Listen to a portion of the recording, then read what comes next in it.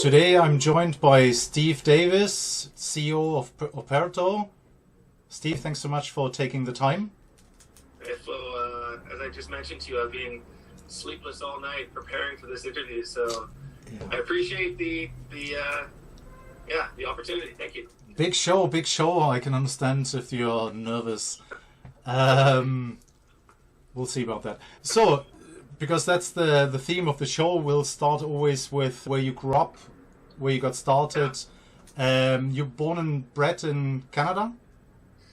Yeah, I was born and raised in Vancouver, which is, quite a unique thing because it's such a town filled with sort of multiculturalism and lots of sort of immigrants with our, proximity to Asia Pac. And so, it's, born and raised and love it, and I'm, lucky enough to live around the world as well, so. And what did you want to be when you were a kid? I mean, I might giving this away a little bit. I dressed for the occasion, and you're Canadian. There aren't that many options, but... I think we all grow up assuming that we're going to be a professional ice hockey player until our genetics kick in around 13 and say, nope, not you. And so, I played as a kid growing up, as all Canadians do. It's sort of your birthright and your the expectation is that everyone picks up some skates and a stick and hits the pond. So that was wanted to be on the Canucks, but didn't quite work out for me. Yeah, here in Barcelona, it's everyone wants to join Barca and everyone thinks they're going to be the next Messi. So, and for me it was soccer, so very much on the same line here. Absolutely. So that didn't work out. But you started earning your own money fairly early, didn't you? Yeah, I've always been like an entrepreneur. I've never really been a clock puncher, as they say, a 9-to-5er. I've always sort of believed that, the best way to sort of freedom is to work for yourself, be your own boss. And so I, dabbled from an early age in sort of entrepreneurial ventures, and so and that sort of carried on through my 20s and 30s, and she's almost into my early 40s. So it's just the way I'm hardwired, I guess, and probably what landed me up at Operto at the end of the day. And you told me you delivered newspapers as a kid. Yeah, for sure. I used to, and this was back in the old school, obviously, like way pre-internet. Yeah. So I had to, deliver probably about 200 newspapers a day. And then the good part was actually that I had to go door to door and actually knock on the door and collect money, which was, now you can order online, you never actually interact with the customer. So I was like, 8, 9 years old, like knocking on strangers' doors and being like, hi, I'm the paper boy, like, and then like interacting with adults and building up self-confidence to have conversations, to make small talk, to take money off people, and to deliver a good service. So that's a fantastic experience. And you also realize at the end that you say a couple of things, they say a couple of things back, you give them something, they give you money. It's like, hey, I can make money like this. I like this. I can scale this. Yeah, for sure. Very good. Yeah. I looked at your LinkedIn. You went to South Africa for some time. Yeah, I'm the youngest of 4 kids. Parents are actually South African, so they moved to Vancouver in the early 70s, sort of in response to all the apartheid stuff that was happening and not really digging the direction the country was going in. So they immigrated here, and so that's why I actually hold I'm a dual citizen, South African Canadian, which is very unique. And after in my sort of mid to late 20s, I moved to South Africa, and I was actually there for a number of years. Did an MBA in Cape Town, and then sort of started my career at Apple after that. I saw on LinkedIn you worked for TomTom, you worked for Apple. It was super cool. I mean, I think I told this story at one of the conferences, but I was there when it was like real explosive change was happening in the company. That was sort of right when, iPod was like, you'll put 1 million songs in your pocket kind of days. And then when I ended up leaving, I was actually fortunate enough to be the one who was at the Apple world when they launched the iPhone. So I was actually, 20 feet away from Steve Jobs when he pulled the iPhone out for the first time. It sort of literally changed the world in one press conference, and it was super inspiring for me. It was also an insane opportunity because the position I had was basically leading the marketing efforts for Apple in Southern Africa. So you can imagine the explosion that happened after that, and obviously Apple TV and sort of all the new laptops and all. Like there was just so much change happening that it was like amazing to work in a brand like that, where I was in my late 20s and probably doing a job that I shouldn't have had or shouldn't have been afforded the opportunity to do. But it took grabbed the opportunity with both hands and ran with it. It was like super exciting and hugely fulfilling. Yeah, I worked with Apples in a media agency when Apples was still called Macintosh, and all the graphic designers back then were like, this is kind of a very specific kind of machine for graphic designers, and Apple didn't really exist. It was just a little logo on a Mac. And then I don't know when it was the last time that anyone talked about a Mac. A Macintosh? Jeez. I mean, we're aging ourselves. I know what you're talking about, but half the short-term rental industry does not know what you're talking about. So, yeah, thanks for stopping me right there. No problem. You worked for TomTom, you worked for Apple. Did you go from South Africa to England? Yeah,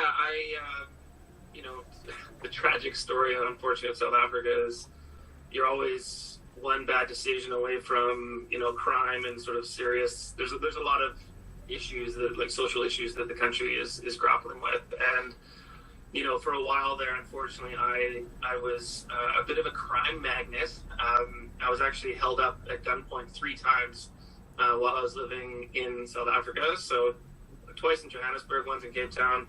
I was robbed. It all kind of happened in a very short amount of time, and at that point, I was like, you know what? No job is worth sticking around, unfortunately, for this. So I kind of pulled up stakes and moved to London, and that was hard because I really, really loved the country, loved the culture. Obviously, being a dual citizen, all the rest of it. And I was a bit of a leprechaun down there because very few Canadians, lived down there. Sure. And so it was cool. I moved to London and I ended up being there for about 3 years. Yeah. In regards to crime, I'm a countryside boy. Germany grew up probably in one of the most protected parts of the world, and my wife's from Argentina. And when I first went to Argentina and I realized that everyone in the family didn't have anecdotes about crime, they had things happen to them. Actually, we were there for Christmas, and then the aunt didn't appear because she basically got robbed on her way to Christmas. And for me, it was just absurd as the, like I said, German countryside boy to hear this firsthand and to realize that there's other parts in the world where you're not as protected. Yeah, I mean, even here, in Vancouver, don't even lock our door at night, and then there's just this complete polar opposite where you're literally like locking the cage door to lock your family into your house for the night, and barbed wires on the fences and all the things on the windows. It's a different world for sure. How did you like living in London? Oh man, time of my life. So good. Yeah. So good. It was amazing. I, again, being sort of a pseudo South African, there's like 1.5 million South Africans, I think, in Putney, sort of south of the river there. Yeah. And so, again, just sort of immersed myself and made tons of friends and all the rest of it. And I had a really cool research company. I was leading their expert kind of services team, and we were doing a lot of consulting work for major FMCG brands that were sort of launching new products or looking to update products in their portfolio set, and then we were helping them with all their pricing and promotions and shelf layouts and all the things. And so, Procter & Gamble, Unilever, Pepsi, Coke, Nabisco, all the big brands in food, and then working with retail, so like Sainsbury's and Tesco's and Marks and Spencers, etc. So that was a pivot for me career-wise, but it was very very cool. I led a big team of data scientists, and we delivered some really amazing work. And London is fun when you have a bit of money in your pockets. Like, dangerous amount of fun, for sure. It was actually where I met my wife. We actually lived, because no one in London, especially in your late 20s, we could probably afforded our own place, but it's much more fun when you're living with other people. So there's I think we were living in a 4 or 5 bedroom, 4 or 5 bathroom, old mansion house in West Hampstead, which is sort of West North London. And man, it was the problem with that is that there's always someone who's on a day off, and there's always someone who's wanting to party. So it's not everyone is beating by the same drum, and so it's just a constant circus wheel of good times happening, and it's just when do you want to jump on and when do you want to jump off? And yeah, it was awesome, really, really fun, for sure. But you didn't stay there. You had fun. No. You had your wife. You had a decent job. Yeah, you know what?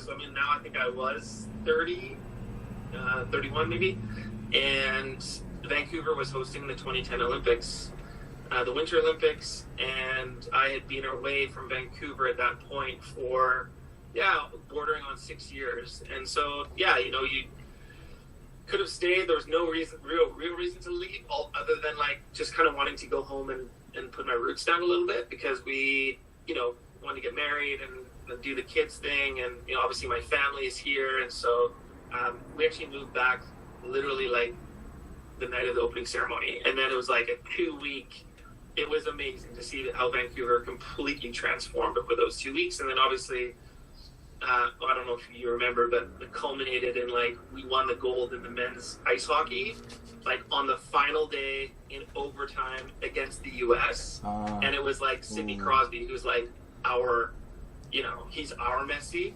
And he scored the winning goal in overtime. It was just you could not have written a more storybook ending to an Olympic Games hosted in Canada, etc. And so that was cool. We and then ironically, I started my new job the next day, and I showed up 9 a.m. I tried not to be super hungover, but show up, and the company was about 150 people, and there wasn't a single person there. And this was way before COVID. There was no work from home, right? So it was there was 150 drunk people that just decided to take the day off. So I showed up, no reception, barely got to the building. And then I ended up sending an email to the guy who had hired me, and was hey, and he's oh my God, I forgot you were starting today. Super apologetic and all the rest. But that was kind of the soft landing, I guess you would say, coming back home after a number of years away. Before the interview, I start to think that for Germany, ice hockey must have been a draw against Canada, our biggest achievement. Maybe at some tournament, 3rd place, and on the way, totally. Maybe we mustered a draw against US or Canada. I have to look that up at some point. I heard a stat yesterday that something 85% of the players who play on US teams in the NHL are Canadians. Crazy. Crazy. Not to mention all the Canadians on the Canadian teams. It's, anyways. And there's a few Germans sprinkled in there, I'm sure. Possibly. Now we're losing the whole South Hemisphere, completely unaware of what we're talking about. Anyway. Exactly. Sorry, guys. So you're back in Vancouver. You enjoy wearing gold around your neck from the Olympics. Yeah. How quickly did the kids thing start to happen? It was a while. Gotten married, I think in 2012. So I know it was 2012, the greatest day of my life. And then kids 2015. So a few years, but it was kind of we wanted to kind of get established a little bit and all the rest of it. And so I now have 2 daughters. One is turning 8, and the other one just turned 5. And when your 8-year-old was born, what role did you have back then? I had just started at an IT consultancy business with a guy I worked with earlier in my career, and we were sort of just getting that thing up and going and ripping. And this was a little bit before that whole industry became very homogenized. It was very easy to find developers and all the rest of it. And so we'd sort of built a platform to build, to connect companies with talent and sort of embedded talent pool. And it was, wicked. We had a great run at it, and then we ended up selling it to private equity. And yeah, that was sort of the beginning of a number of consultancy gigs that I was helping tech companies scale in Vancouver, and then sort of into Oporto like in 2020. So hey, whoa! way too quick. Because I was hitting on the bit, like that was for me when my daughter was born. She's 10, my son is 8, so we're not that far away. Where I realized that starting a new job and being a new dad is not an ideal combo. Where I felt I was not a good dad at home and not a good whatever I was back then. And I felt the lack of sleep deprivation, and just kind of trying to be a modern dad was kind of a struggle. How did you live through this? Yeah, I think we've chord around the sort of modern relationship where it's like, the expectation is a rough sort of division of labor between like mom and dad and all the rest of it. I'm lucky, my wife's a massage therapist, and she actually has her clinic in our house. And so like her commute is like 12 steps down the staircase into her office. So we were able to kind of, find a good balance of, when I had to be out doing things or traveling or whatever, that it was manageable. And then, I think the tricky bit is like when you're back, and it's very similar to now, to like the Oporto things. I literally live on the road these days. It's making sure that you're super engaged with your kids when you're not like hanging out with your kids and checking your phone. You know what I mean? Like it's like you like literally unplug and give really quality time to your kids versus sort of like you're there in body but not in spirit. Yeah. And I think that is like a thing that maybe folks struggle with, because it's hard. Sometimes it's hard to turn off, right? It's hard to you feel your Apple Watch buzz or your phone buzz, and you're like something's happening, and it's just giving yourself permission to kind of say, you know what, I'll get to that later. I'm here for my kids for the next hour, 2 hours, 10 days, whatever that time frame is. Yeah, I still have that idea. I never managed to do that, to come home, put the keys down and put the phone down next to it. Yeah. And then be like, okay, I'm with the kids now until they're in bed. And I do catch myself kind of, they're telling me something about their day, and I'm like, yeah, honey. Yeah.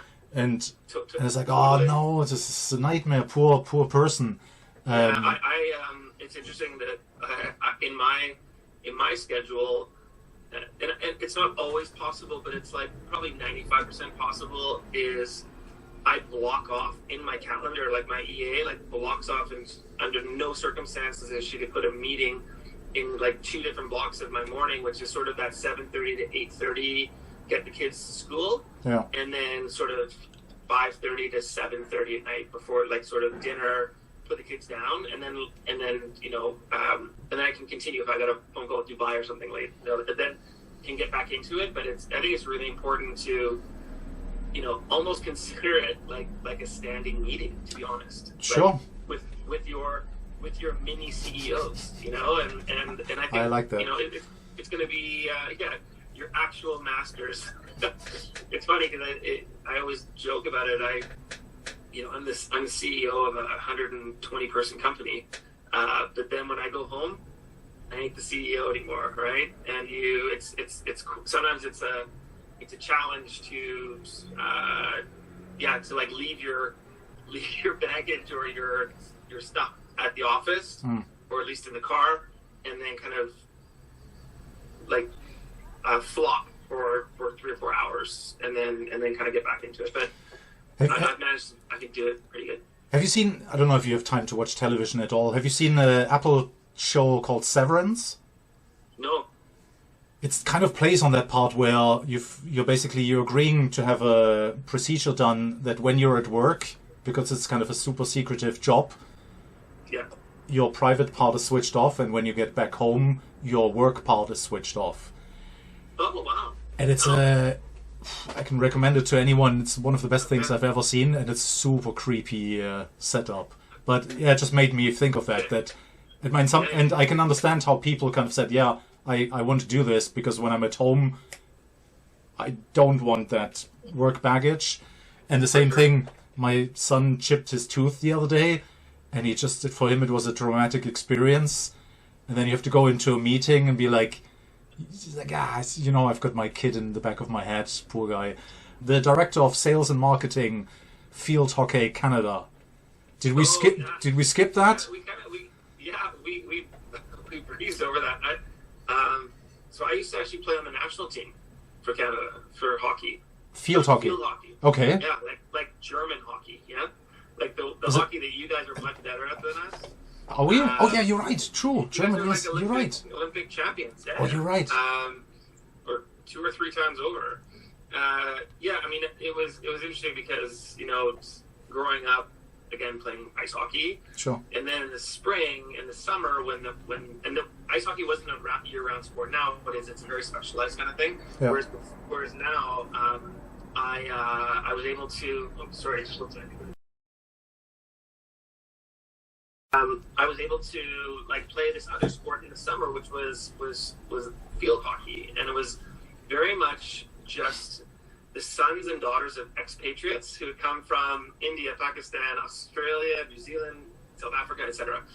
And so I got quite good at this sport, and then sort of around 16, when I realized that I wasn't going to play for the Canucks, but I was actually quite good at this sort of other one, I kind of started to specialize in that sport, and then I made the national team and all the rest, and I ended up traveling the world, and so for a lot of my 20s, I was sort of on the road, living in hotels, playing Germany, Holland, Belgium, England, Spain, South Africa, like all of them, and that was cool. I think it also kind of set me up for really high pressure situations, like work situations. And it's funny because when you look at the people that work at Operto, I've actually meaningfully gone after athletes, people who have played sport at a high level.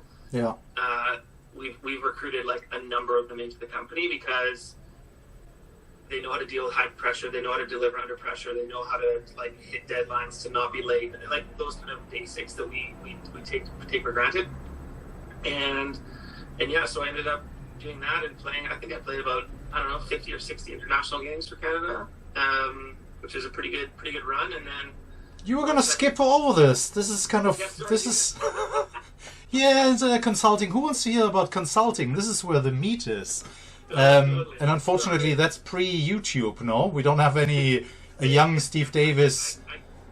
I could. I've got a couple of actually really good action photos of playing India back in 2004.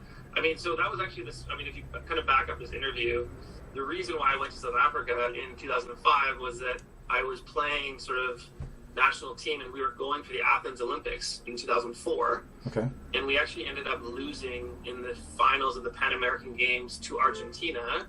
Okay. 1-0. So, and the winner of that match went to the Olympics. And so that was, at that point, kind of for me, I think I was 27. And I said, you know what? I don't have enough emotional bandwidth to stick with this and go to Beijing, or hopefully go to Beijing, because you're never sure anything in sport.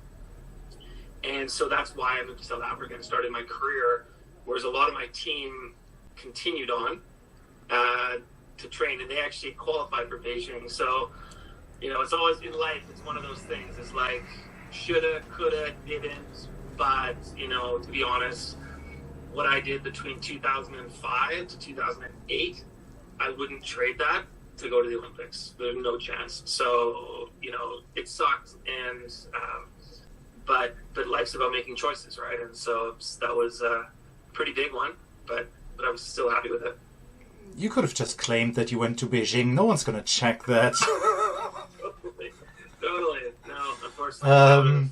But still, yeah, very good. Yeah, so And okay, and then you combined your marketing experience, your hockey experience.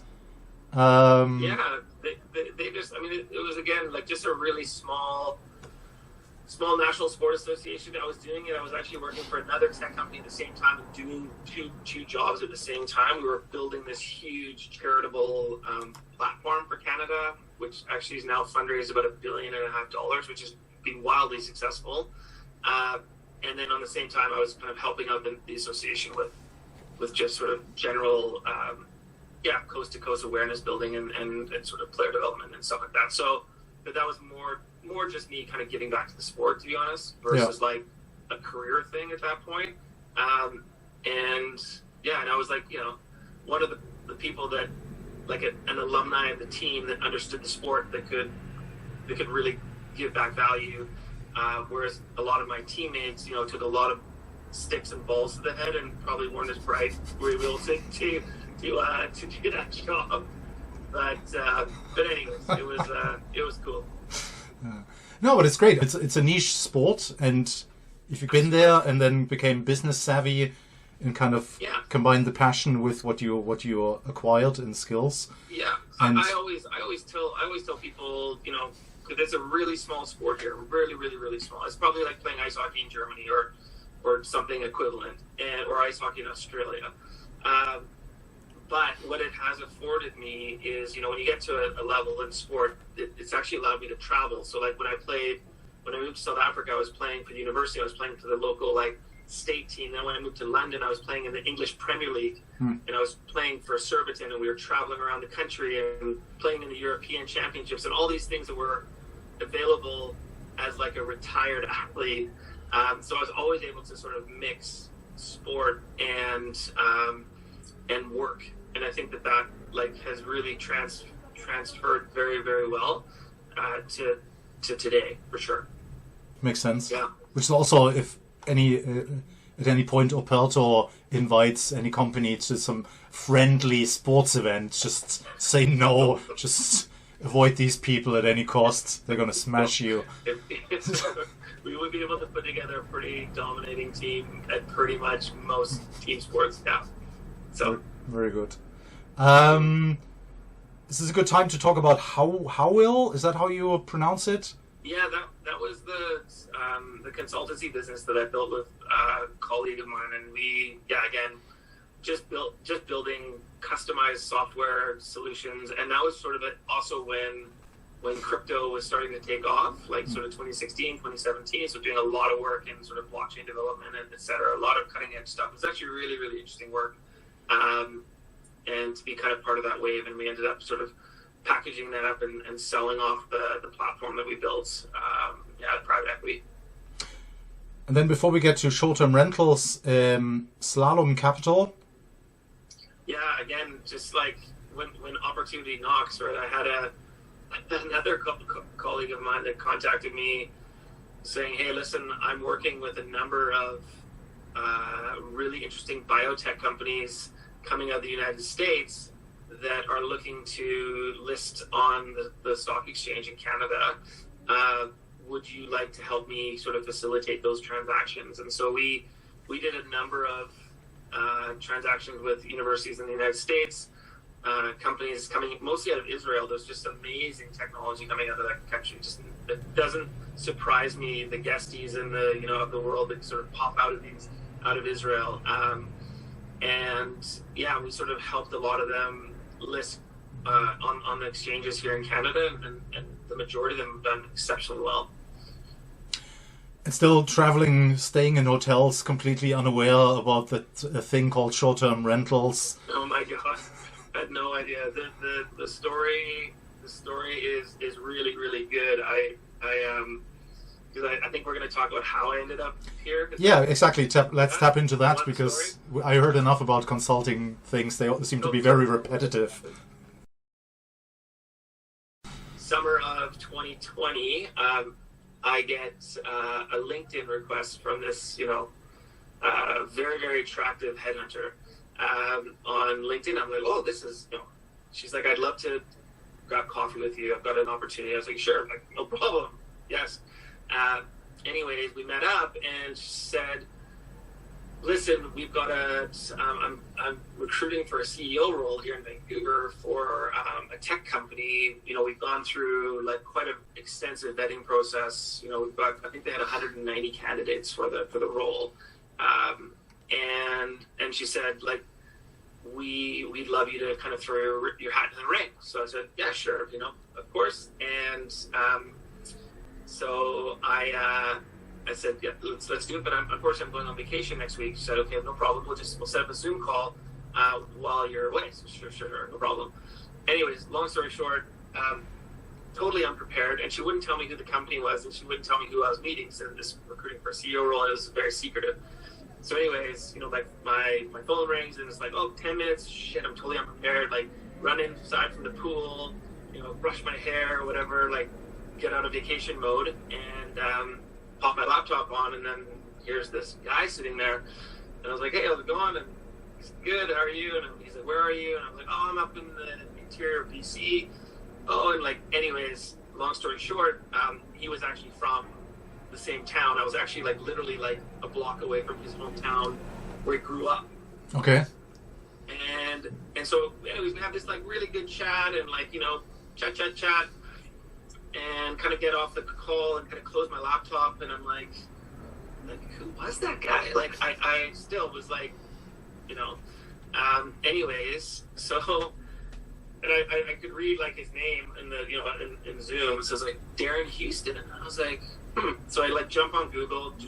I'm like, oh my god, that was the CEO of Booking.com, and didn't realize that I would just gotten off this hour-long phone call with the old ex-CEO of Booking, and I was at that point it's like panic, like oh my god, it's super unprepared, like, you know, a bit of regret. And then about 10 minutes later, my phone rings and there's the recruiter and she said, hey, like, I don't know what you said to Darren, but he loves you and he wants to continue this conversation like immediately. And so I was like, okay, here we go.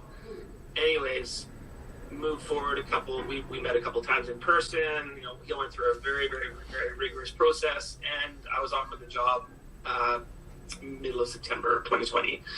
And yeah, that was kind of and like literally, Flo, I'm not joking. When I walked in the first day, I had no idea what a PMS was. I had no idea what an OTA was. I had no idea I had no idea what channel management was or revenue management. I got nothing. And so I remember literally like hearing all this, like these buzzwords going around the office. And I was literally sitting on Google, like OTA. And I was like, oh, okay. So it's like, all the places that you can book a trip online. Okay, cool.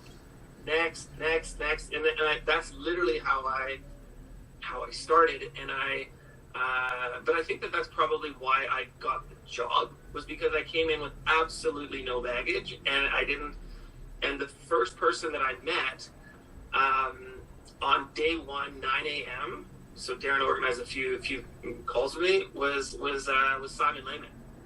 Okay. Because Darren had actually been the CEO when he brought all of Interhome's inventory onto Booking.com, and that was sort of the beginning of short-term rentals being on a major OTA. So Darren and Simon went way, way, way back. And so Darren, you know, said, you know, you want to meet the king? Here he is. And so yeah, that was like, and I remember being on this call with Simon and being like, I don't know anything about what they're talking about, but I'm going to smile and nod a lot. And yeah, so that was sort of the beginning of my journey. It's like learning a new language is what I thought. Like when we onboard newer people who have kind of sales experience or something, but they're not from the industry, it's really like, hey, here's your vocabulary book. Totally. All these abbreviations. Yeah. You know, the thing that I found super interesting though, I remember that my first show was the one we just did, Short Stay Summit, or there's something going on in London, and I flew over for it. And honestly, after 2 days, literally 2 days, I felt like I knew 90% of the people in the industry. You know, it's big, but when you actually boil it down to the people that are making it it happen at the core of the industry, it's not more than 50 people. Yeah. And so I just remember being like, ding, ding, ding, ding, ding, ding, ding, ding, and meeting everyone and going, and then returning to Vancouver and having a sense of like, hey, this is an amazing industry. Like the people, I haven't met one asshole yet, right? And which is cool, right? Like there's very few people, like you can't just get into banking and not meet an asshole like on day one, right? Or a lot of other industries. So that was super cool. And then I was like, and there's technology has not disrupted this space very much at all. It's very sort of analog still, and this is very early innings, early days for the industry. And, you know, and I remember like my sort of first conversations with Darren and going like, okay, well, why did you buy Operto in 2018? Like when it was really kind of 5 people and really pre-revenue and super small. And he said, you know why? Because I ran booking and I know, and this is a classic Canadianism, like I know where the puck is going. So I'm going to skate there now with Operto so that when the puck arrives in 2021, 2022, 2023, we're already going to be there. And so that was kind of an interesting analogy for me, was we just need to accelerate there and get to the corner faster. But knowing that like what we were building was in anticipation of this wave that's now absolutely hit, right? So what you're telling me is you got hired because you understood his ice hockey analogies. So, the first person to understand what I'm talking about. But yeah, because I remember seeing you, I don't know at which trade fair, it's like it came out of nowhere. Suddenly, and you're right, you learn a little bit who does what and how it works, and then suddenly you understand. And because we're in a very immature industry, I mean, I always say it's like, I couldn't go to an event with heart surgeons. They would immediately find out I'm a fraud. I mean, it was super funny. I remember, so I started October 2020, and then was the VRM, there was some sort of publication came out in December. So I think I'd been in the job 6 weeks. It was like the 20 most influential people in short-term rentals globally, and I was on this list. And I was literally still trying to figure out what a PM was. Well, and I'm like, okay, this is bullshit. Like, I think this... But it was kind of interesting, like, being in this industry where, like, maybe I have something to add here. Maybe I do have value. I don't know what's going on. And I think it's interesting, you know, I'm sure you're going to interview a lot of people on this show, but everyone's got such an interesting way that they got into this industry. No one came out of high school being like, you know what, I'm going to go to university, and then I am getting into the short-term rental, vacation rental market. Like, said nobody ever. That's exactly what triggered this show. Like, whenever I go to what I call the circus, the trade shows where we bump into each other, we talk to each other, and I realize I kind of know everyone, yet I have no idea who these people are. We chat, we go for drinks, do some business, and at the end of the day, it's that's why I wanted to dabble into this a little bit. So yeah, you're at Operto now. There's other podcasts and webinars that talk about what that actually is, what you do, and how successful you are. So we're going to skip this whole thing and go to the part where Operto is a massive success, globally recognized brand outside even the STR industry. You pass on the reins. You buy the Canucks. No, what would be kind of like a future project, or the even older? Sorry, that sounds like an insult. The even wiser Steve Davis. Kind of, where do you see yourself on the horizon? Yeah, totally. It's interesting. So one of the guys who's on our board is Sam Shank, who built and sold, was the CEO of Hotel Tonight. And then he ended up selling it to Airbnb for gazillions. And Sam's only 4 years older than me. And so he joined our board a couple months ago, and we've become like good friends and obviously a mentor and all the rest. And it's interesting to kind of see what he's done, because he literally just left Airbnb in November. You know, he was the head of commercial, so it's basically him and, you know, Brian Chesky. And it's interesting to see like people who have had like either one really good exit or one sort of big win, and sort of where they kind of go afterwards. In my ideal world, I would love, because I think like now we've gone through two rounds of venture. We've gone through the ringer, like scaled this thing. I think I was employee number 10, we're 120. Like it's really kind of starting to move. I really enjoy that kind of kind of the journey we've just done. And I've never been a CEO who's taken a company from B to C to D to exit. I'm much more of I've experienced kind of where we've been. And so I would, and don't get me wrong, I'm going to take this thing right to the end. But if I was to kind of fast forward 5 years, 10 years from now, where I would love to kind of get involved with would be either at the board level or even maybe in a similar kind of role where it's like that kind of fast moving scaling part, which is where for me the juice is, where the real excitement is. You know, the great thing about Vancouver is that it's a very, very, very active tech community here. Like we have campuses for Apple, EA Sports. I mean, like you name it across the board. They're Amazon. They're all here. There's opportunity, and there's this amazing ecosystem that's grown up around those kind of bigger players. That there's enough work for guys like me out there just to literally advise the next generation of entrepreneurs coming through on the good, the bad, and the ugly, and the do's and don'ts, and all the rest of it. So, yeah, I you know, again, I've done everything from delivering papers as an 8-year-old to being a CEO at 45, and everything in between. So, hopefully, someone else will find that applicable for my 50s and onwards. So. I think that those are some good words, good final words to close the show. Steve, thank you so much. Now a little bit more about you. Really appreciate the time you took as the CEO of Aperto. I know your time is valuable, and I'm looking forward to bumping into you at the next roadshow. Awesome. Thanks for taking the time, Flo. It's good luck with your project. I think it's super awesome what you're doing.